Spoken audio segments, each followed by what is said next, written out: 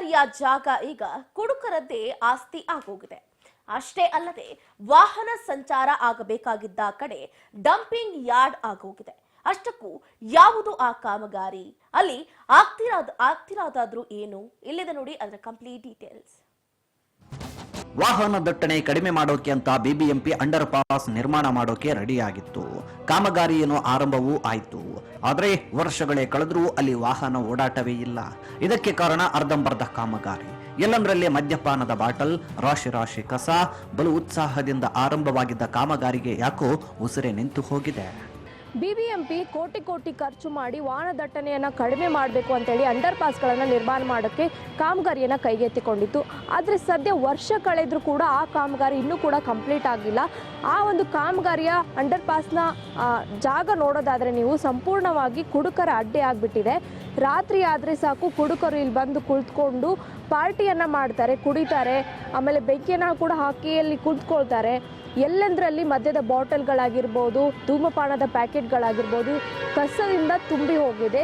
ಅಲ್ಲಿ ಮುಂದೆ ನೋಡೋದಾದ್ರೆ ಸಂಪೂರ್ಣವಾಗಿ ಅಂಡರ್ ಪಾಸ್ಗೆ ಹೋಗೋದ ದಾರಿನೇ ಇಲ್ಲ. ಸಂಪೂರ್ಣವಾಗಿ ಅಲ್ಲಿ ಇನ್ನೂ ಕಾಮಗಾರಿಯೇ ಕೈಗೆತ್ತಿಕೊಳ್ಳಿಲ್ಲ. ಜಸ್ಟ್ ಹಾಗೆ ಬಿಟ್ಟಿದ್ದಾರೆ. ಅಲ್ಲೆಲ್ಲದ್ರೂ ಕಸ ಹಾಕಿದ್ದಾರೆ, ಡಂಪ್ ಮಾಡಿದ್ದಾರೆ. ಇನ್ನು ಈ ಕಡೆ ನೀವು ನೋಡೋದಾದರೆ ದೃಶ್ಯದಲ್ಲಿ ಪಕ್ಕದಲ್ಲಿ ನೋಡೋದಾದರೆ ಇಲ್ಲಿ ಸಂಪೂರ್ಣವಾಗಿ ಚರಂಡಿ ನೀರು ಹರಿತಾ ಇರುವಂಥದ್ದು ನಿಮಗೆ ಕಾಣಿಸ್ತಾ ಇರ್ಬೋದು ದೃಶ್ಯದಲ್ಲಿ ನೋಡಿ. ಸಂಪೂರ್ಣವಾಗಿ ಚರಂಡಿ ನೀರಿನಿಂದ ಈ ಒಂದು ಅಂಡರ್ ಪಾಸ್ ಕ್ಲೋಸ್ ಆಗಿದೆ. ಕಂಠೀರವ ಸ್ಟುಡಿಯೋ ಬಳಿ ಅಂಡರ್ ಪಾಸ್ ಕಾಮಗಾರಿ ಅರ್ಧಕ್ಕೆ ನಿಲ್ಲಿಸಲಾಗಿದೆ. ಕಾಮಗಾರಿ ಸ್ಟಾಪ್ ಆಗಿ ವರ್ಷಗಳೇ ಕಳೆದಿದೆ. ಈ ಅಂಡರ್ ಪಾಸ್ ರೆಡಿ ಆಗಿದ್ದಿದ್ರೆ ರಾಜಾಜಿನಗರ, ನಂದಿನಿ ಲೇಔಟ್, ಮಹಾಲಕ್ಷ್ಮಿ ಲೇಔಟ್ ಮತ್ತು ಕುರುಬರಹಳ್ಳಿಯ ನಿವಾಸಿಗಳಿಗೆ ತುಮಕೂರಿನತ್ತ ರಸ್ತೆಯಲ್ಲಿ ಸಲೀಸಾಗಿ ಓಡಾಡಬಹುದಾಗಿತ್ತು. ಆದರೆ ಬಿಬಿಎಂಪಿ ಕೋಟಿ ಖರ್ಚು ಮಾಡಿದ್ದ ಕಾಮಗಾರಿ ಮಾತ್ರ ಕುಡುಕರ ಅಡ್ಡೆಯಾಗಿದೆ.